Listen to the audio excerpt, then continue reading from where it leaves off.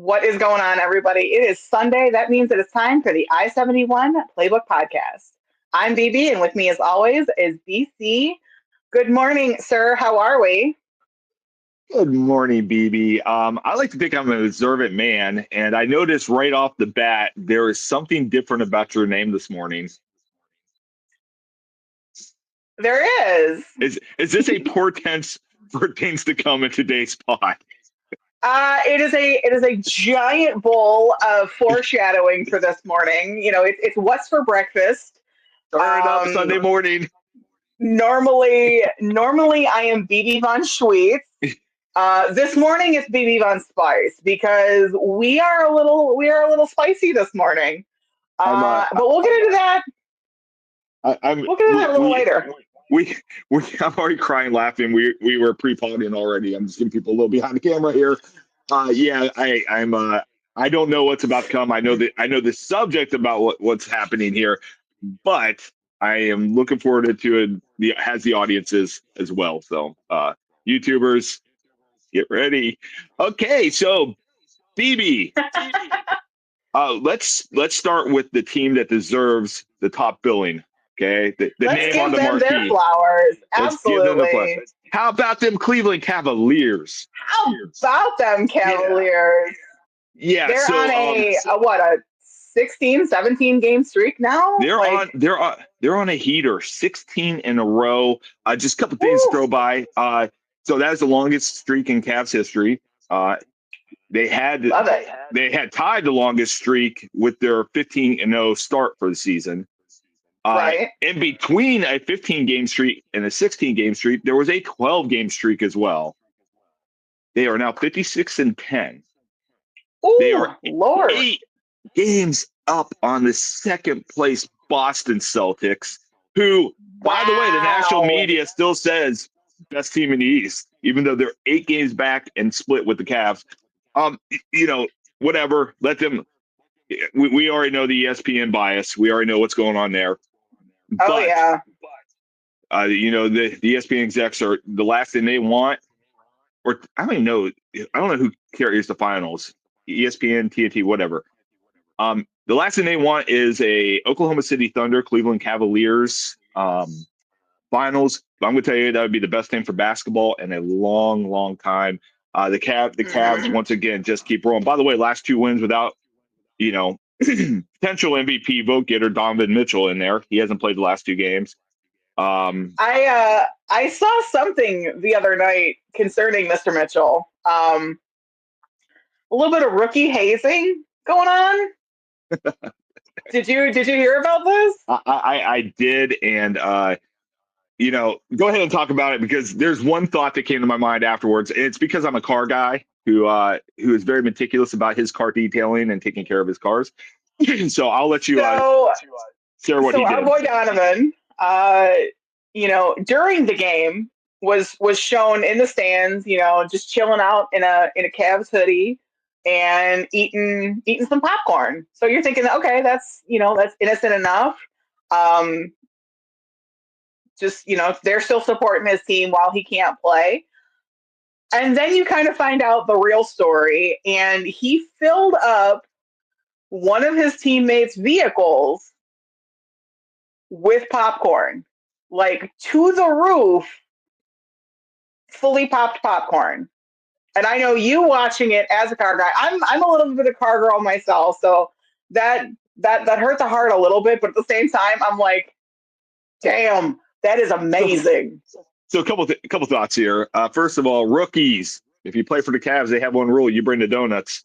Don't forget to bring the donuts because bad things will happen. I don't even know if that can we really call that hazing? That's just that's the unspoken rule. It's hazing if it's unprovoked. It's hazing if right. But if it's hurtful, destructive. Right. This is a rule on the team. Rookies bring donuts. He did not bring donuts, therefore he paid the consequences. But on that note, what's good being a car guy? That looked like butter popcorn too, didn't it? Look really yellow. It did look like there was some butter in it. That car. Now I am somebody who has worked very hard on cars to get smells out. Not mine. not mine, others. And the hardest thing to do to a car is get a scent out of it. Like it's the hardest thing. Like you can Yeah, scrub that it. is true. It can look crystal clean. It doesn't matter what you do. Excuse me. Yeah, I don't know what's up with my voice. It sounds like I smoked like 4 packs of Marbs last night. I did not. I'm not sure what's going on with my voice today, but A little rowdy Saturday night there, sir. I must have. I don't know. I did have a good time at a friend's birthday last night, but I promise you nothing illegal happened and no drugs were used or any smoking happened. Yeah, but whatever reason my throat. But anyway, back to the Cavs. That smell of popcorn may never come out of that car. I mean, it's a pleasant Unfortunately, smell. it probably won't. It's not like dog crap or anything on your shoe. It's not, sometimes I don't know if you ever had this, like you step in like some gas in the gas station, you get in your car and it's in there for a week or two. It's Yeah. not going to be like, I mean, it's a pleasant smell, but nobody gets the tree and puts it on their rearview mirror and it says popcorn scent. Nobody does that. And so that's where we are. So hopefully, Cavs rookies, there's a few of you, bring the donuts so this does not happen again. And I believe I did Donovan not is well realize- within his right to do this. I did not realize that there was a mandate that the rookies had to bring the donuts. I guess I just thought this has been multiple years. Like this is not like a new thing this year. Like I guess this has been Okay. going on for a while for the Cavs. Okay, but see, and again, that all can be that all can be alleviated with a stop to either to one of my partial favorites when I was still living in the Cleveland area, Jack Frost, which was amazing donuts. I mean, there's a lot of great local donut companies as well. Push comes to shove, there's always Dunkin'. Just get donuts; it'll be fine. Bring the donuts. But bring the donuts. Bring the donuts, guys. Now I want donuts. Damn it! I'm the same way. I'm absolutely feeling donuts right now. Absolutely. So there are some that I miss. Actually, there was. I believe they're still in business, and if anyone is in the comments, you can chime in and tell me right after you like and subscribe. There was a place when I was living back in Ohio, and I know they had an Ohio City location, but it was called Big Mouth Donuts. And they had some of the most amazing cinnamon rolls. They were like as big as your face. Now it would probably take me 4 days to eat one because I can't. But they were just, so good. Local company. So if anyone knows in the comments, if they're still around the next time I come home, apparently I'll have to make a stop. So congratulations to the Cavs for having, continuing amazing season, carrying the East, truthfully, and just keep rolling. Just literally keep doing it. I love to see it. We've been saying on the pod, and by the way, they keep getting flexed. They got flexed to national TV today. They are, as much as trouble as we give the national networks, it's mostly the talking heads that we go after on this pod, but they are noticing the Cavs have been getting flexed nationally. Now really for the last 2 months, they've been getting a lot of national flex games, and that's good. That's good because and that's usually the opposite of what happens. It is, and it's once again, it's good for the city of Cleveland to be able to watch them because FanDuel sucks and all those local streaming networks to watch these games. It just sucks. So it's good to see them on free TV, and so go Cavs. So switching gears to there we go. You know what? We're gonna start. Hold on. We're not gonna get into the doom and gloom right away. I mean, it is the silly season, so there is some things that we can talk about before we get to the absolute shit show that is Berea. Browns did make some moves. Some of them made sense. Some of them were questionable at best. Scratcher. Yeah. So let's let's go down our. So last week we laid out our free agency needs list, free agency draft needs list, and let's just go position group. I know you did some research on this. I got some notes. And we're going to start with the most important position of all sports, quarterback. And last week when we left the pod, we thought we would have a quarterback on the roster. I don't think either one of us envisioned the one quarterback who would be on the roster at this point. In case you lived under a rock and didn't see, the Browns brought former Pittsburgh first-round draft pick Kenny Pickett to Berea. Bebe.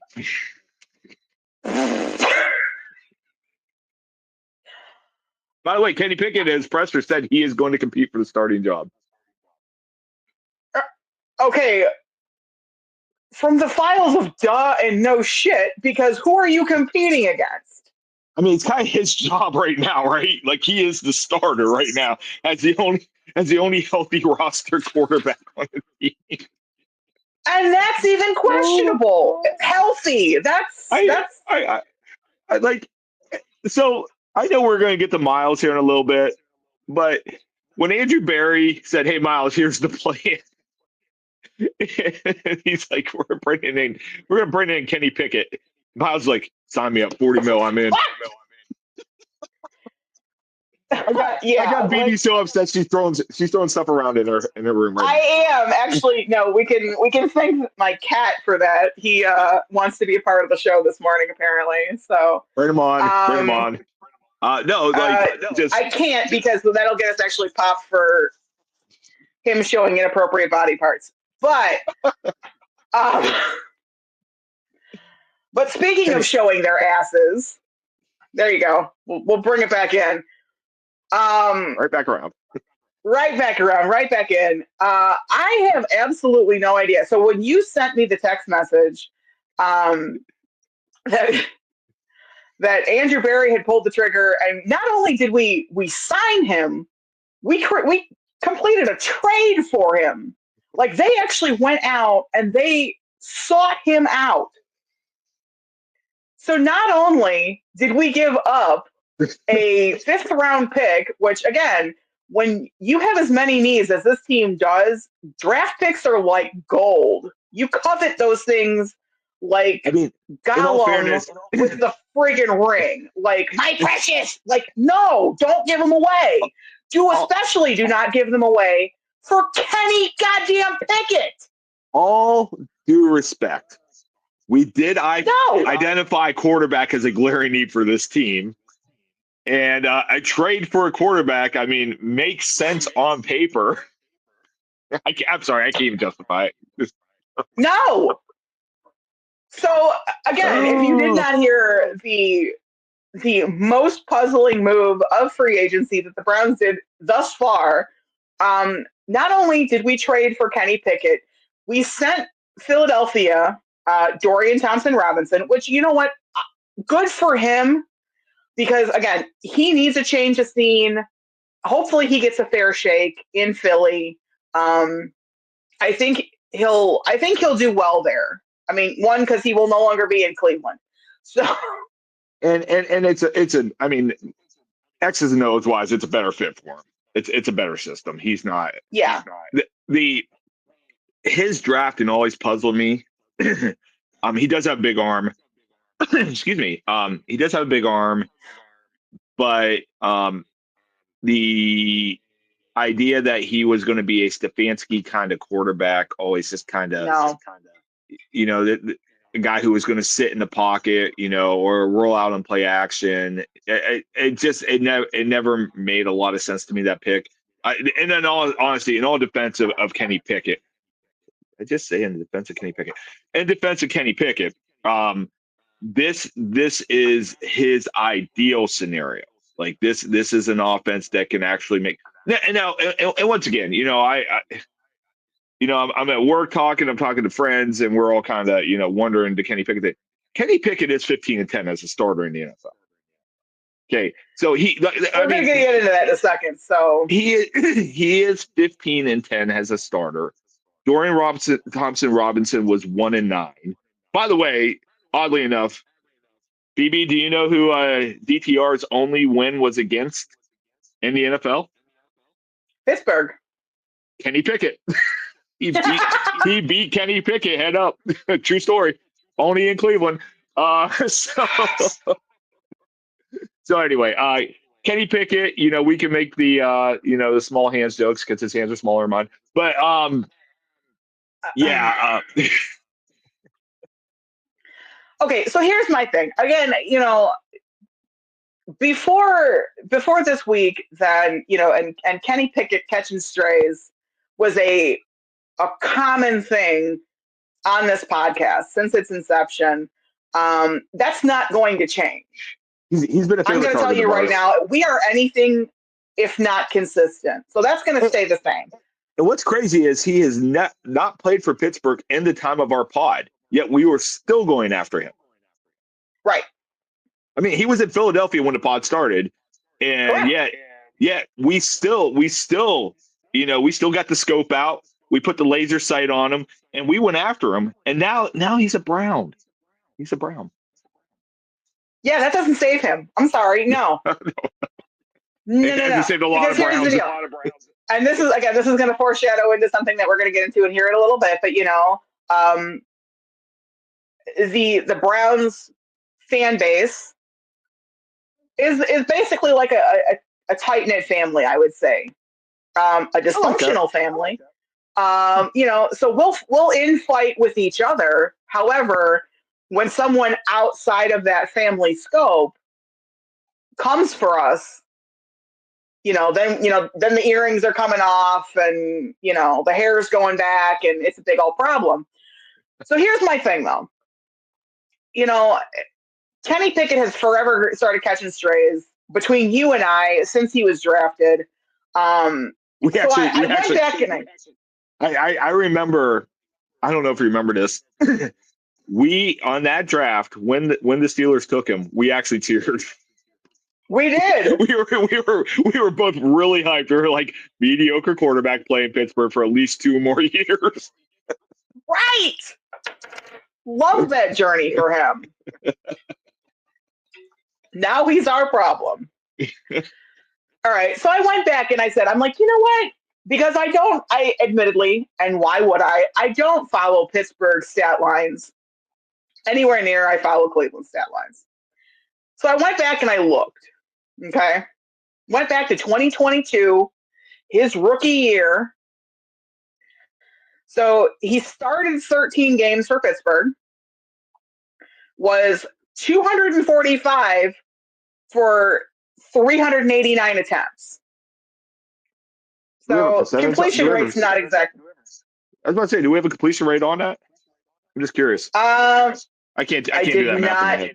I know I can't either, and my person is in the other room who is like my calculator. So anyway, Kenny throws for 2,404 yards that season, which accounted to 10 touchdowns. However, 9 interceptions. His longest touchdown thrown was 57 yards, which is, not terrible. And I believe that was against the Browns. I honestly, I think that was a touchdown to George Pickens. I believe that was against Cleveland. Yeah. George Pickens, another pod favorite. Also sacked 27 times all of 22 season. That's actually not a bad number. How many games did he start? Do we know how many games he started? 13. That's not terrible. That's actually pretty good protection. For a rookie QB, that's not awful. No, not at all. I mean, for a vet, how many of those were now his new teammate? We're just going to throw that out there too. So, okay. So you get your rookie year behind you. You got 2023. Now you're a scrappy young QB in the NFL.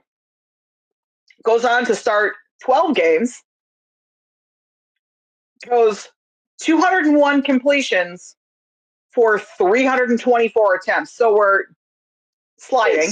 He's over 60% complete. That's over 60% completion rate. It's not terrible. Like if you're in the 50s. Go ahead.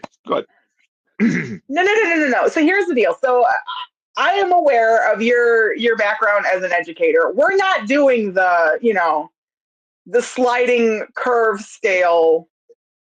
I'm No. just I'm just trying There there to will be be fair. no common core Th- math. It's either there's going to be a lot of hate thrown to Kenny Pickett on this pod in the next months to come. Like, I understand this.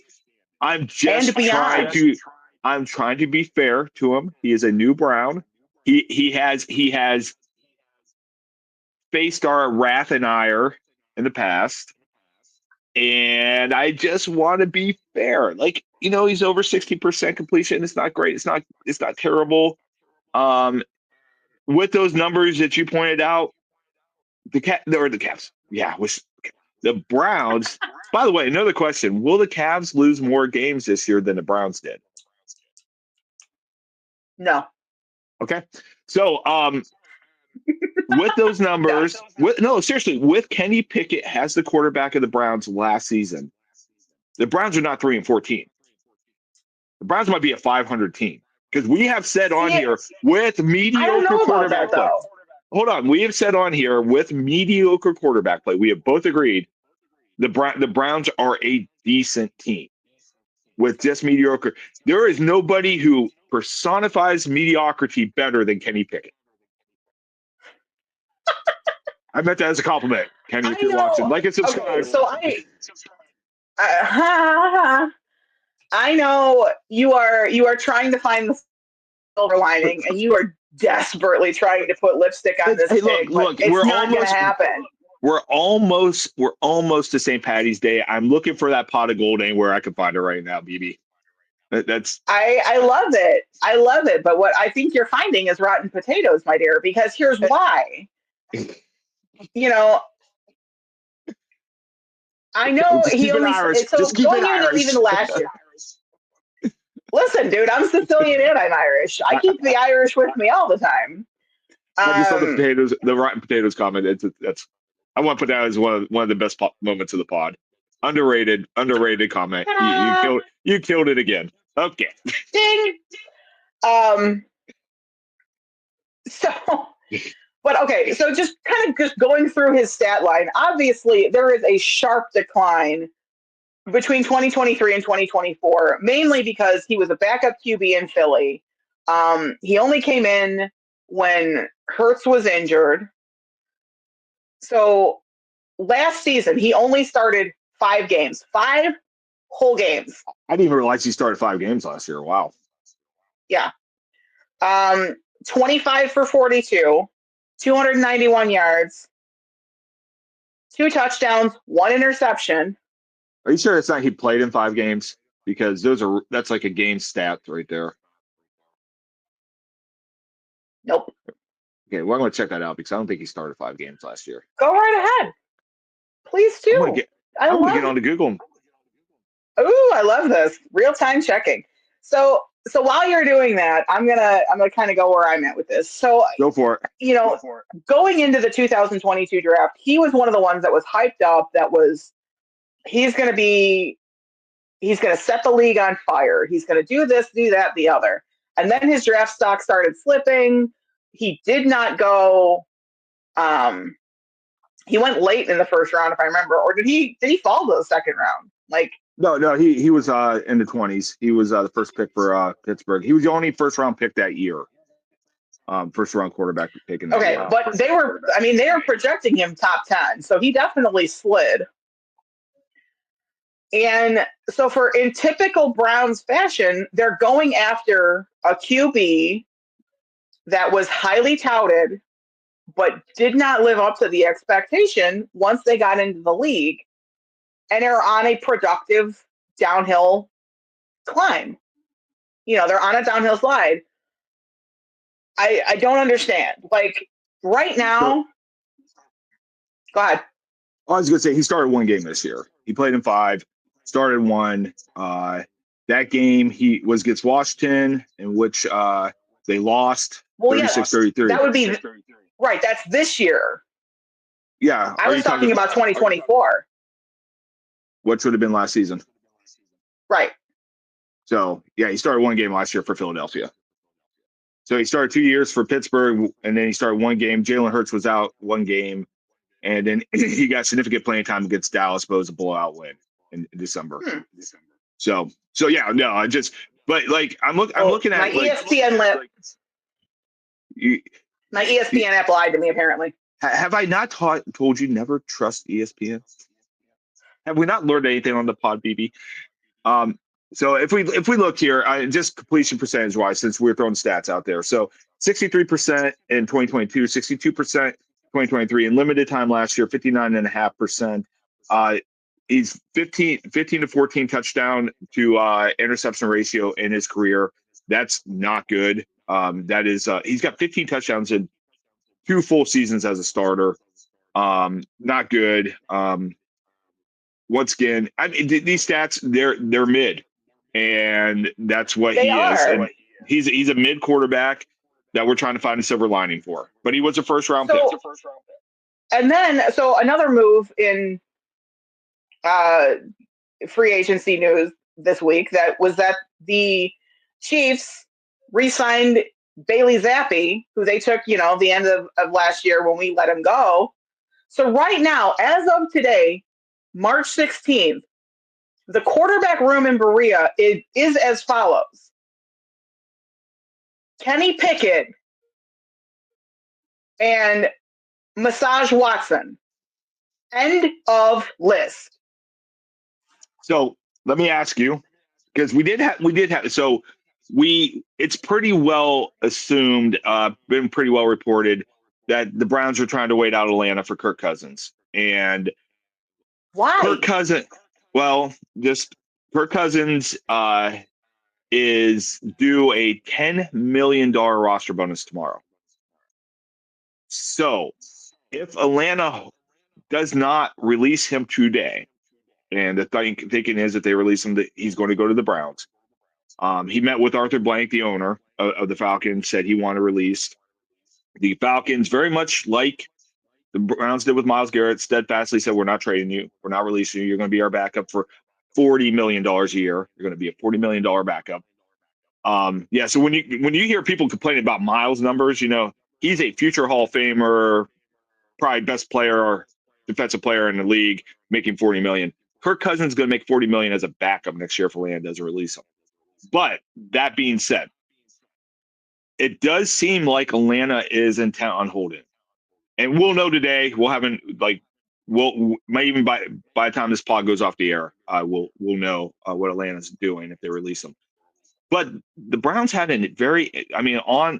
on the pathway of former Steeler quarterbacks, the Browns had an interesting visit to Berea Thursday. And I just tell by your look, I know how you feel about this, Bebe. This is why it's Bebe Von Spice today, because there's a lot she's going to be going after. But Russ Wilson, what do you think about Russ coming in and starting some games for the Browns? No, absolutely not. And okay, so let me tell you why. And here it's the same reason why I want absolutely nothing to do with Kirk Cousins. Because that's not it. That's not the answer. Because both of them are on the wrong side of 40. Both of them. 30. I mean, Cousins is 37. Russell, by the way, Russell Wilson's only like, man, he was younger than I thought he was. It's like he's been in the league forever. Go ahead, though. But so they're in football years, they're both out to be, to the glue factory time. Like they're up there. Russ is 36, by the way. Yeah. Okay, so again, both of them are on the wrong side of 40. They're going down the hill. Which, yes, both of us are over those ages. However, neither one of us are making multi-millions of dollars to play football 4 days a week. We're just not. So both of them are on a production decline. The same thing with Kenny Pickett, by the way. So that's not the answer. Can Kenny Pickett really ever be on a decline? Like, he was never on an incline. Like, can you let's be fair, like he's never been good. So No, he really hasn't. So there's that. But neither one of them are honestly the answer. No. Obviously, everything is now pointing to we're drafting a QB at number 2. We can get into that in a minute as well, because there are definitely signs pointing to who they're going with. But I think bringing in Russell Wilson or bringing in Kirk Cousins, neither one of them are going to be the answer. It's a Band-Aid for a bullet hole situation that may not even last the entire season. So let me I was going to say, let me throw a hypothetical to you real quick. Okay. So you don't bring in another veteran quarterback. You don't bring in Russ Wilson. You don't bring in Kirk Cousins, and you have Kenny Pickett. You have a rookie. You sign a journeyman. Kenny Pickett is now legitimately competing for a starting job. I want to point that out. Like he legitimately, if they get to camp and they're like, okay, the rookie's not ready, whoever it is, and they're not ready to roll with him, Kenny Pickett's your starter. So right. Who else is out there? And I'm going to throw this back at you since you're using age, because your guy is on the other side of 40 that you want to sign. He actually had a meeting with the Giants. So we're going to throw Joe Flacco out of this. Where else do you go for a starting quarterback, veteran quarterback? Because he's not there, unless you have a name for me. It's no secret that my choice is Flacco, but here's why. It's not just because I mean, I do like him as a person off the field. I think he would be a fantastic mentor for whatever rookie QB that we bring into the room. However, look at the bare facts. Amari Cooper had some of his best production when Flacco was under center with us. By the way, Amari is still a free agent. He is. And again, and I said it last week, I would absolutely love to see him back in Cleveland in the brown and orange. I would absolutely love to see it. However, there may be something to what you said too, that there is a little bit of bad blood with the organization, which I don't doubt, because the Browns front office is nothing if not dysfunctional. So here's my thing, though. Okay, go ahead. I want to sidetrack real quick. Go ahead. No. Go ahead. The reason why I'm myself, and I'm not the only one who feels this way, who wants to bring back Flacco. Like, first of all, we should have never let him go, period. Because we had to cater to a $240 million toddler's ego. We did, because he didn't want the competition, and there was no competition anyway because he can't stay healthy. But if you look at, guys like Amari Cooper, guys like Njoku, they had some of their best productive years while Flacco was under center. Oh, absolutely. That is why I ultimately want to bring him back. While, yes, he is older than both Russell Wilson and Kirk Cousins, I'm strictly going by, one, the character of the guy who's under the pads. And that is a huge problem for this organization. Like, that's not a secret either. We covered it. And we talked about it last week too. Yep. Right. Yep. So character-wise, and again, we will forever throw out draft day quotes and things like that on this pod, because it's a fantastic movie that actually shows the Cleveland Browns actually doing something that is worthwhile. It's the same thing for Major League and the Cleveland Indians organization, or the Guardians organization, as it is now. Why would you not want someone who has a high moral character and a high moral value to mold and shape the rookie QB that could potentially be the future of your team? Like, why would you not? I don't get it. I don't have a problem with that either. I was thinking, it got me thinking, you're talking about Amari Cooper, and we've talked about on the pod how Andrew Berry has went out of his way when there's been malcontents or, people who are disgruntled with the Browns and want out. Other than Myles, this was a unique case because it's Myles Garrett, future Hall of Famer. But Andrew Berry has done a great job of setting up people he's released for success. He sends Darius to Detroit. He sends Amari to Buffalo. He sends Odell to L.A. He releases Odell and he goes to LA and gets a Super Bowl ring. Like Right. There's something to be said about that. One of my core philosophies in life is don't burn bridges. I try never to burn a bridge with somebody, no matter what. I don't, and this. You know who I. That is where you and I differ. Is the fact that you will go out of your way to try and not burn bridges, and I unfortunately am to the point in my life where I'm like, I will burn the bridge while I'm standing on it. Like one of my one of my core philosophies in life is try to maintain relationships. And if it's a simple disagreement, that's one thing. And then there's some people you just obviously you can't. Like there's just some people that they've done something so egregious. But back to Andrew Berry, I think he has a lot of that in him, because that's why like an Amari Cooper coming back I don't think is out of the realm of possibility, despite maybe how it ended, because Andrew Berry did set him up for success. He did. He absolutely did. He did give him a shot to go compete for a reign. Mari, he didn't really play well for Buffalo, but yeah. So I do respect that out of Andrew Berry. He's taken some shots from us, but I do give him credit on that. So that being said, I don't think when we talk about former Browns that he has released or has traded, I don't think we can throw that out of the realm of possibility. I don't. I think he had a great point with Amari last week. When I really thought about that, I'm like, yeah, it's actually, I don't think that's out, because the Browns are going to have to. And let's get to the rest of the free agent tracker here. Okay, running back, we have no movement. Still Jerome Ford. Nick Chubb is not signed anywhere. Although, despite Mary Kay's reporting over a week ago now, it does seem like there might be some momentum that Nick Chubb might be back. Fingers crossed, because on this pod, we love you, Nicholas Jamal Chubb. Some of us more than others. I'm not afraid to say it. Man crush. Wide receiver, we've had no movement on. So Elijah Moore is still out there. This has been a very unique free agency because there just has not been the huge contracts going out like there have in the past.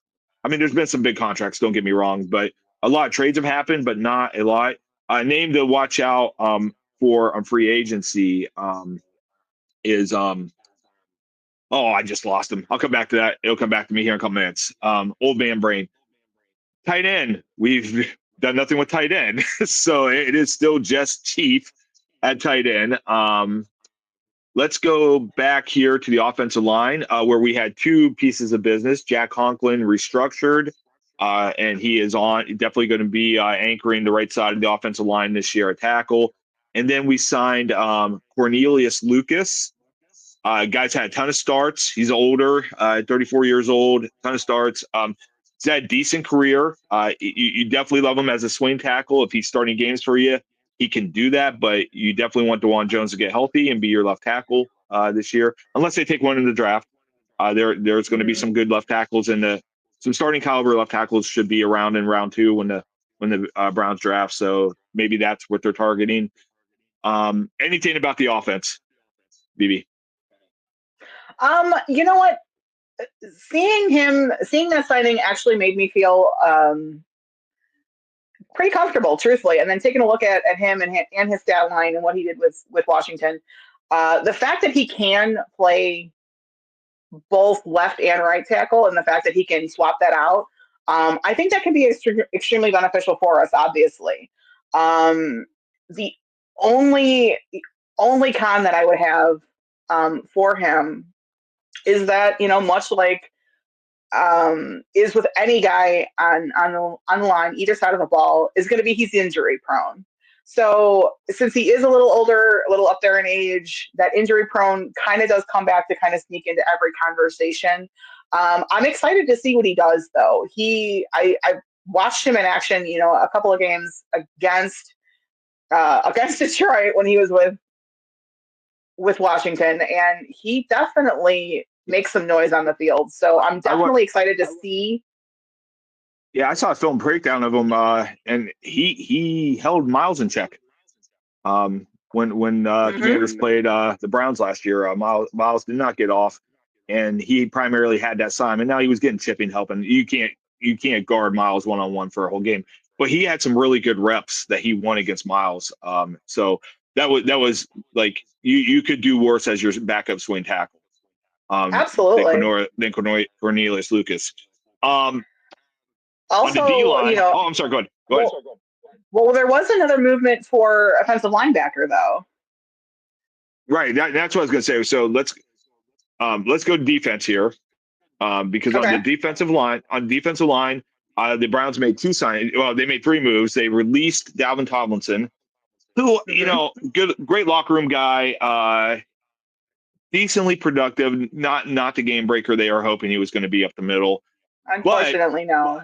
they replaced him with a younger, more productive interior defensive lineman, Malik Collins. Malik Collins last year had the seventh highest win rate amongst interior defensive, and they got him on a value deal. Like people were like, oh, they spent $20 million on him. Trust me, it's a good signing. He's going to Yeah. start, and where the Browns struggle defensively, and this is why I'm so hyped up about Mike Hall, is getting pressure up the middle. If you want to see the success, why Philadelphia had the success they did in the Super Bowl, it wasn't their outside rushers.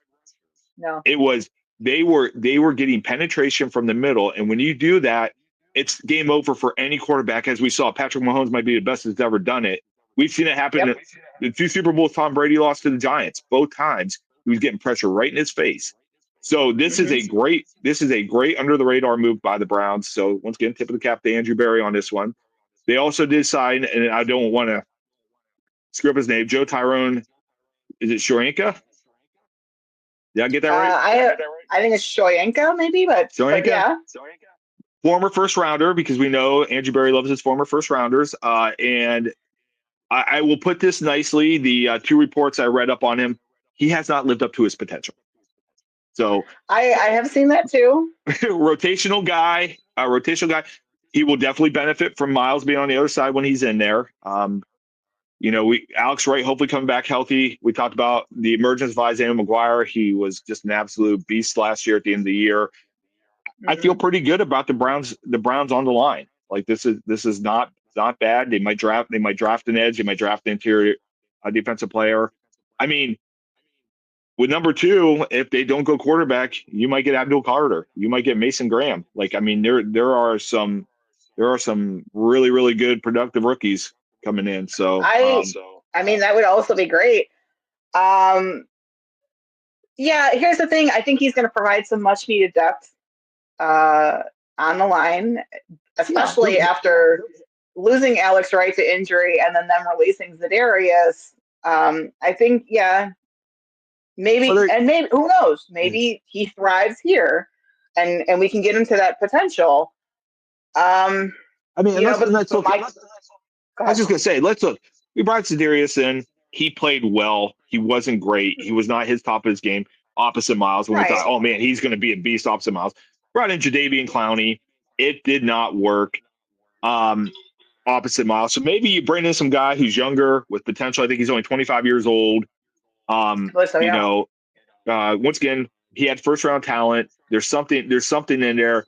Maybe this approach works better than trying to bring in the established vet. Why not try? Why not try? Maybe. Who knows? Yep. Um, we also did resign Devin Bush. I did see that. So Good he's coming signing. back as a linebacker. Yep. Good Um, signing.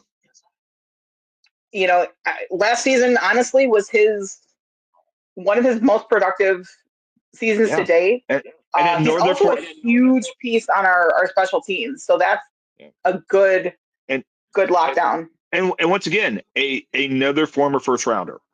So Right. Andrew Berry likes to look at guys who have not lived up to potential, get them really cheap, and hope he strikes. And Mm-hmm. so Devin Bush especially when JOK went out last year, he played great. He played really well. Um, you know, with once again, Joe Tyrone Shoyinka. We'll get this here by the start of the season. maybe there's potential. Maybe, Kenny Pickett, former first rounder, once again, he's potential. System scheme is a fit. Once again, it can't be worse than what we saw last year. It just can't. That's true. That Kenny is Pickett true. Kenny Pickett once again would have been the best quarterback last year. And then that's not saying anything good. It's just saying like he is an improvement.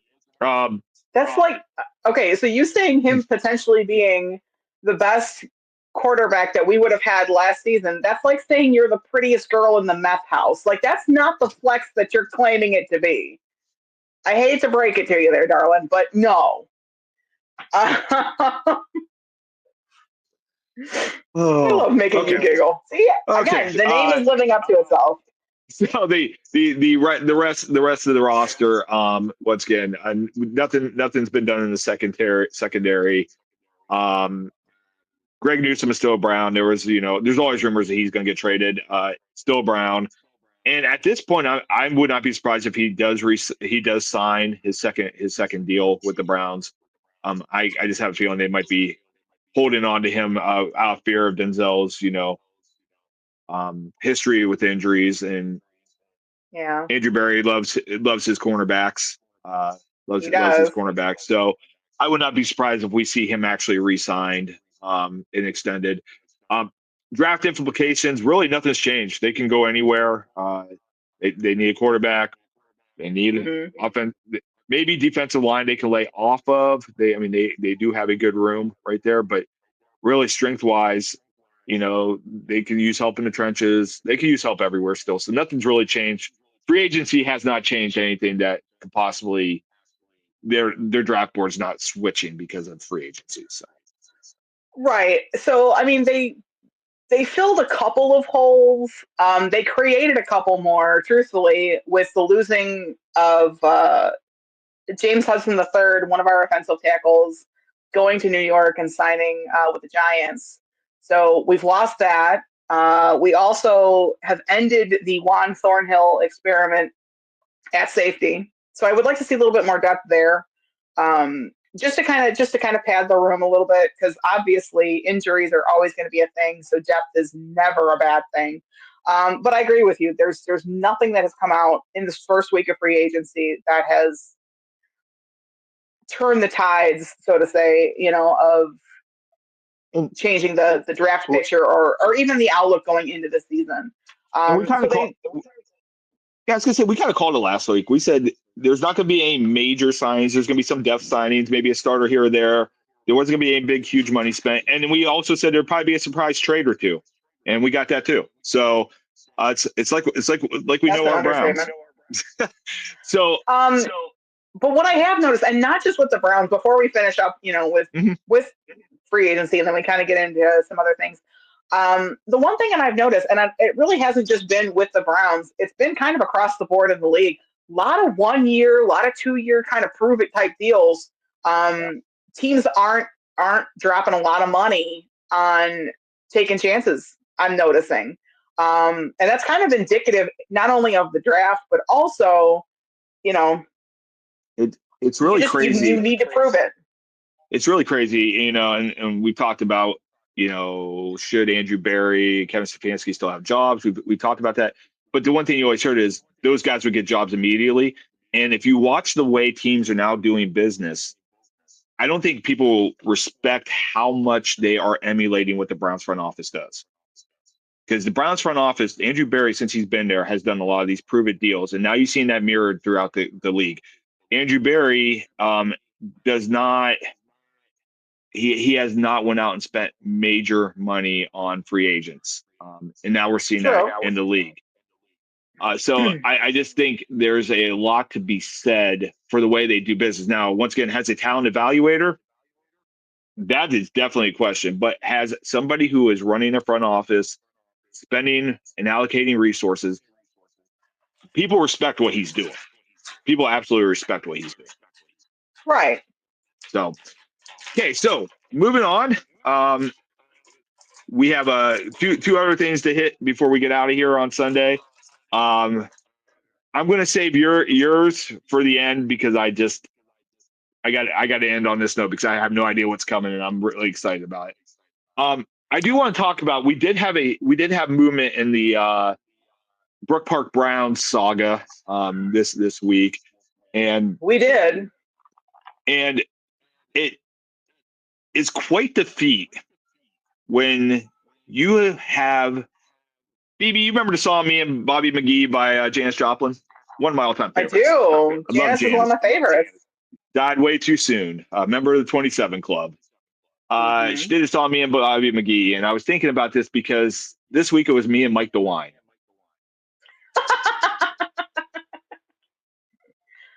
Are we gonna get a little Sunday morning karaoke? A little you and Mikey DeWine? So, there's no. Okay. Okay, so we know my feeling on politicians, and there's no love lost between the governor and him.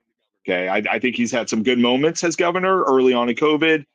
Leadership was great. He was kind of the template for the country. That went to crap when his base started screaming at him. But he was on, and I'm going to give him flowers when I can give him flowers. He was on It's Always Game Day in Cleveland with Daryl Ryder this week, and in our state budget, he made a proposal, which made a lot of sense. And he said some things that, as a former high school coach, meant a lot to me. He talked about in the budget creating a fund through keeping the sin tax and doubling the gambling tax against the gambling companies. So this was not like not me and you putting bets in on FanDuel and we getting taxed. This was taxing FanDuel. Right. And doubling that tax. And what that would have done was funded projects like the state contribution to the Browns. Cincinnati's going to want contribution. We have a women's basketball team coming in. We have 2 possible professional soccer teams coming in the next couple of years. So there's a lot happening in Ohio when it comes to professional sports. And there's gonna be state funding that goes to that. So DeWine said, let's kick this up. That will cover it. We're not doing any additional taxes. The majority of the money is coming from corporations that run gambling sites. There's a lot of win-wins in this proposal. A lot of win-wins. And I was all for it. I'm all cool for it. But the budget was proposed this week, and the one line item taken out of the budget was that proposal.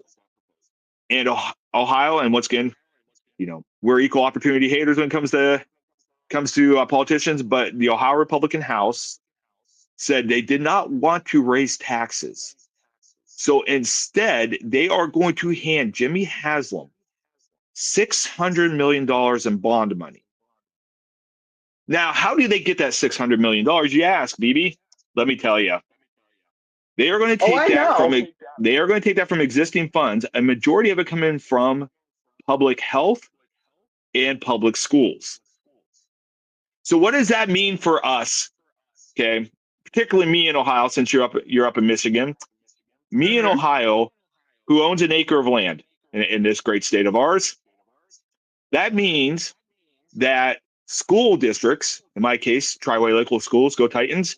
Triway is going to who just got a bond issue to build a much needed school, beautiful new facility right off my property. I can see it from my front yard. Just built this great school, and they had to work to get that money, despite how badly the facilities those kids are going to school in. They were awful. They were terrible. And they have this great school, and I'm so happy for those kids. I'm so happy for that staff. I'm so happy for the district. Oh, it's awesome. But now, because of this bond issue, in about a year or two, Triway is going to have to come back to us and say, look, because the Republican House denied the Republican governor a great idea, because I know what happened. The gamblers got to him. The corporations got to these guys and lobbied them. Because of that, my property taxes are going to go up, and I'm going to pay for this. So we are going to pay for Jimmy World. Everybody that owns property is going to pay for Jimmy World. And that is garbage. Absolutely. That is absolute garbage. And once again, folks, if you're watching this, quit putting these people in power. Because they are costing you. No, they can say, oh, we're fiscally conservative. They're not. They are taking kickbacks from these corporations, and you're paying for it. And I guarantee you, in your school district in Ohio, within the next few years, they're going to be asking for an emergency levy or an emergency bond, or they're going to ask to up your income tax in town, because they're not going to be able to operate because they had to give $600 million to a billionaire when they could have funded this through gambling, and they could have funded this through weed, and they could have funded this through alcohol, and they could have funded this through cigarettes. And it is, I am irate about this. I am disgusted about this. And just, I don't care if they're Democrat or Republican, quit putting these people in power, because they're costing all of us, and they're just taking money. They're taking money from these corporations. Please quit voting for these people. They are hurting Ohio. Once again, when you put me and Mike DeWine on the same team, you know something seriously got effed up. Yeah. Like, because I saw that and my jaw dropped.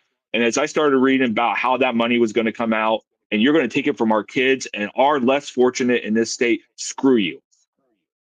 For a billionaire to get $600 million. Like, just screw you. So I didn't know much about it, obviously, because I don't follow, the news in Ohio as closely as I do, as I previously have, because I live there. So when you sent me the first article, and you're like, I'm coming in hot this weekend, and I'm like, oh, okay. So I did what I do best, and I did some research of my own, and my jaw absolutely dropped, because they're looking at $650 million from the state to hand over to a billionaire, to a multi-billionaire, to create one of the richest guys in the country. Right. So you're creating a multi-billionaire. You're handing them $650 million, essentially, for a facility for multi-millionaires to play on. And where that's coming from is the education budget. Now, and I did see this too, and this is where I started to get a little heated, because again, I want to see both sides. I'm like, okay, so first of all, as you're taxing the gambling companies, which are in everything right now, and it's not just football, it's not just, it's literally all professional sports. You can't watch college sports, like even college. Right. You can't see any kind of a sporting event without seeing MGM betting or FanDuel or something. I mean, they've even got tickers during the game showing betting lines. Like, you can't get away from it anywhere. So it would make more sense to tax those corporations who are raking in plenty of money from people like you and I anyway, who are supporting their services. Why not absolutely create more of a fund for the betterment of the states, and not just the state of Ohio? Because here's another thing, is because I also know, because again, I have friends and family that still live all across the great state of Ohio, is, I know the recreational marijuana bill passed last year, and immediately they're trying to ratify it, and they're trying to get through to abolish it, essentially, where the state of Ohio is losing ridiculous amounts of money. And you know why? Because the people are going to do what they've continued to do all along before voting this into existence. They're going to drive, depending on where they are in the state of Ohio, anywhere from 10 minutes to 4 hours across the border to the state of Michigan, where, yes, recreational marijuana is legal. So the state of Michigan is now getting the money that the state of Ohio could potentially be getting as well, because the people are going to spend their dollars there. It was the same argument we had with gambling. I mean, for how many years did we have to go to Mountaineer, or go to Pennsylvania, or go up to Windsor, go up to, go to Indiana? They had riverboat gambling in Indiana. Like, how many years of money did Ohio lose because these these fiscally conservative. They say they're fiscally conservative, but they do nothing but cost us money. And Correct. then they want to say that they are socially conservative and not want to pass these to the detriment of Ohioans. And it's just, once Right. again, quit voting for these people in. Last thing I want to give kudos to Governor DeWine about. He said there was going to be leftover money yearly in this fund. And he said something, and this goes back to my days as a high school teacher and coach. He said there is no reason why any kid in Ohio should have to pay to play a sport in a public school. And we've had pay to play for 20 plus years now in most Right. schools. And I'm sorry, pay to participate. Make sure you say that right, because it doesn't guarantee you play time. I had to have that argument with parents numerous times. Call it what it is. Call it what it is. There's numerous times when I had a parent say, I'm paying for my kid to play. And I said, well, it's pay to participate. They're on the team. It doesn't guarantee their playing time. Anyway, here we are. Governor DeWine said we should not have kids having to pay. And as part of this fund, it was going to go to offset the cost of high school sports for kids in public schools, not private schools, public schools. And I'm like, once again, you can go watch the interview with Daryl Ryder right down here on YouTube it was last week. And I was really like impressed, and I was really happy that we had a governor saying this. And, with his lieutenant governor, Jim Tressel, who we've talked about on here, also being huge on youth sports, this could have been a great thing of momentum. We're funding the stadiums without raising and taking money from the schools, taking money from the less fortunate. We are helping fund high school athletics. Like, there were so many positives, and the State House is like, no, we're not doing it. That's where I started to get spicy, because it was actually an interview with one of the local Cleveland news stations that did with the Ohio House Speaker, who sat there and claimed that the $600 million that was being allocated from the Department of Education budget was unsustainable. Yet again, you're giving multi-millions of dollars to a billionaire for an environment for millionaires to play on. And do you also know, okay, so it would have also, if this overage of funds would have also helped to reduce the cost for high school sports. You know what it also could have done? That $600 million could have actually fed breakfast and lunch to every child in an Ohio public school. Yeah. But we can't have that. Absolutely not. No. So what the State House did was take all these things that are going to help a lot of people and also solve this problem of public funding of stadiums. And what they did was took money from education, took money from children, took money from taxpayers, took money from, once again, public health. Mm-hmm. And we're all going to hurt now because of it. So we had a positive, and because, once again, they gave into the lobbyists, and they're going to have some campaign funds in the fall. We all have to pay for it. Last thing before we get to your final rant today, quit voting for these people. Stop it. They are not good for you. They are not good for me. No. They are not good for kids. Stop it. Okay, no. Bebe, let's hear it. All I know is we discussed Myles' presser the other day, which I think it's fair to say was kind of awkward. Was kind of awkward. That's putting it mildly, but yeah. And I have my thoughts on it just real quickly before I let you go here, because I can't wait. I'm more convinced, and once again we said this, and I continue to say this. I never thought he was leaving Cleveland. The entire time on this pod, I thought he was going to be starting for the Browns. I thought this was some kind of terrible ploy. And after watching his presser, I am convinced that was his agent, his team that orchestrated all of this. I don't think even Myles wanted to participate in it. I'm not letting him off the hook for what he did, obviously, because we know how I felt about that. I was ready for him to leave. But he thanked his agent. I know his agent's first name is Nicole because he thanked her like 94 times in that press conference, and he's got $40 million a year. Reasons why, but man, was that whole thing bad? Just mishandled. Although he got his bag. Maybe they weren't offering him that bag. He got his bag. But anyway, on that, Bebe. So I'm gonna start this with a little bit of a disclaimer, and this is a disclaimer for the lovely young lady who lives in your home.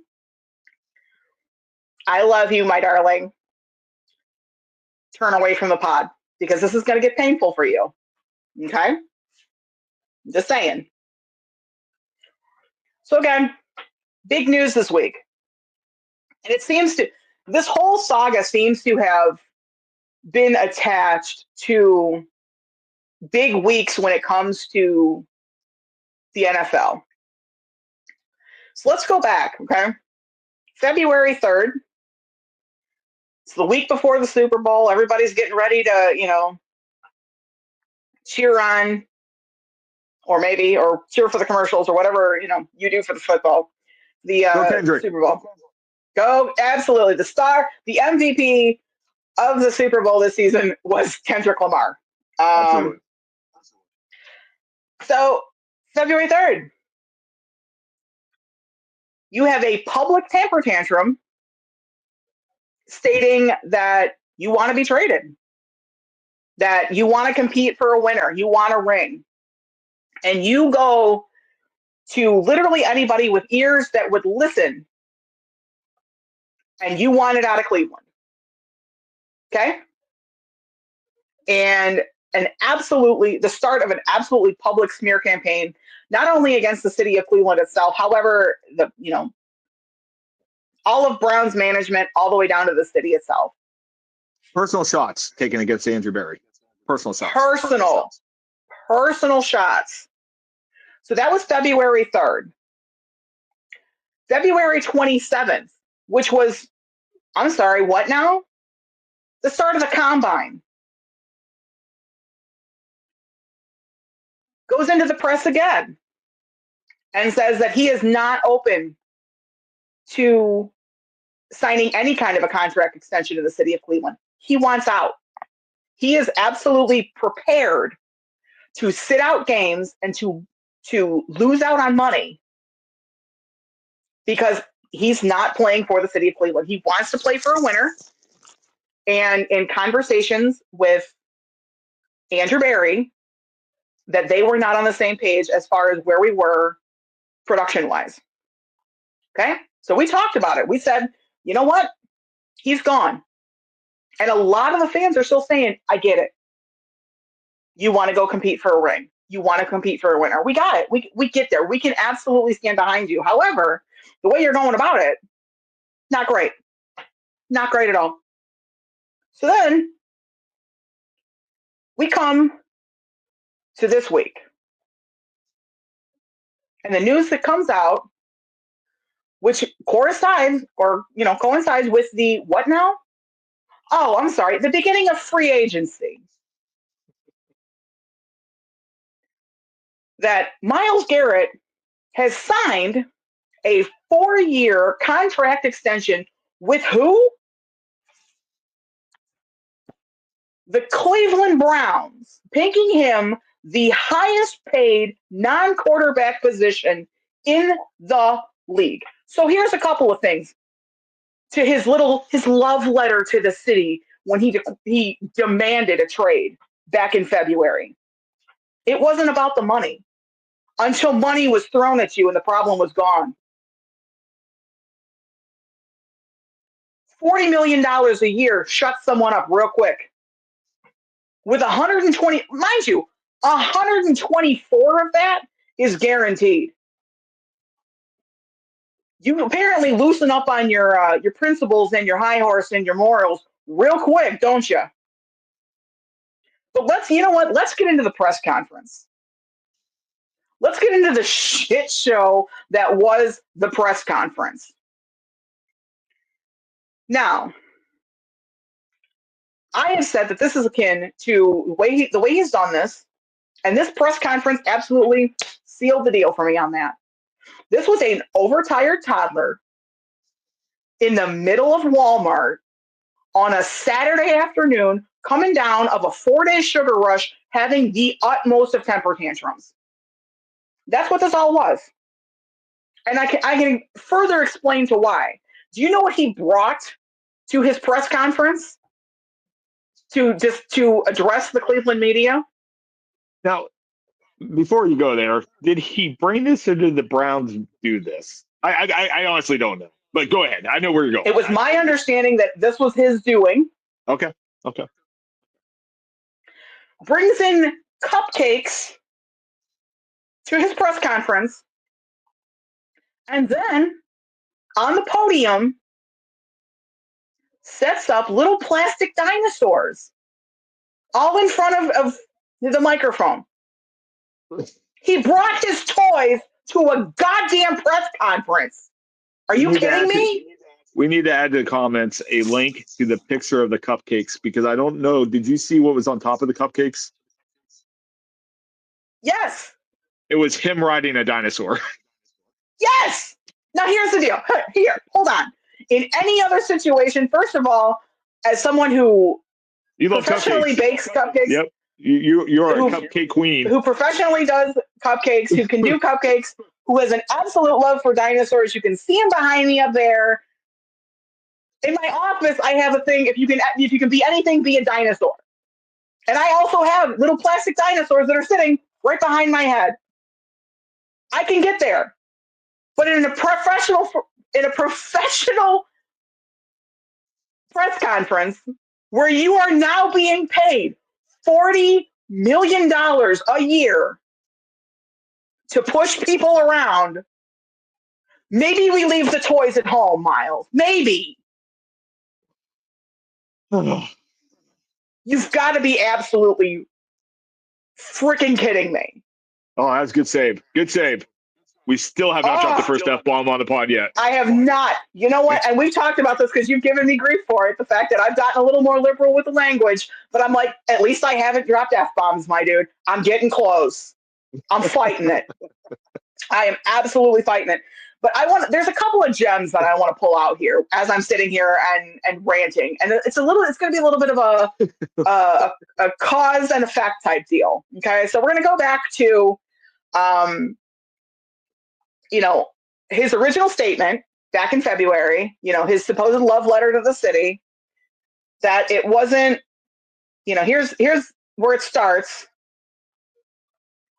While I've loved calling the city my home, my desire to win and compete on the biggest stages will not allow me to be complacent. The goal was never to go from Cleveland to Canton, and it has always been to compete for and win a Super Bowl. Cut to his little press conference from hell this week when he was asked about that specifically. It's never about money. It's about winning. I always planned to finish my career in Cleveland. So what is it, Myles? Is it you want to play for a ring and it's not about money? Or is it this was all a very public, very juvenile temper tantrum? I'm really kind of curious. So I like how he tried to do damage control, say, and this was the quote, families. Oh, there's more damage control, trust me. Oh, trust me. And I have zero doubt because we have such short memories in this fandom, in this country, in this region, that when he runs out in September out of the tunnel, they're going to go nuts and they're going to forgive because he's Myles Garrett, face of the franchise. But you're so right. Like nothing you said was debatable. Well, hold on, because I'm a Billy Mays here, because there's more. Call now, because our operators are standing by. There's more. He was actually asked if he regretted publicly asking for a trade and essentially bullying the city of Cleveland and the management for 34 days for a contract extension. And says he doesn't regret it at all. He says that he was frustrated and that difficult conversations needed to be had. But at the end of the day, we're like a family. And you know what? To a certain extent, I can get there. You're right, because I just said it. The fan base is in fact a family. We'll infight, we'll do it, whatever. But you know what? There is a right way to fight with your family, and there is a wrong way to fight with your family. And honestly, and this just could be me in the way that I was raised, you fight with your family behind closed doors. You don't take it on Jerry Rich Springer Eisen. or Facebook and go on, Rich Rich Eisen Eisen. of all friggin' people, By the and way, you publicly air dirty laundry. No, By the way- absolutely not. if you get a chance, go to Rich Eisen's page and watch his reaction to Miles's signing. Great stuff. Rich Eisen. Oh, I know he's a Michigan guy, but he is still one of the best in the business. And yeah, if you get a chance, watch Rich Eisen react to Myles sitting right across from him, saying, "I'm never going back to Cleveland." Finding out that he went back to Cleveland. Great, just classic video. Good stuff. I'll have to look for that later. It's good stuff. It's good stuff.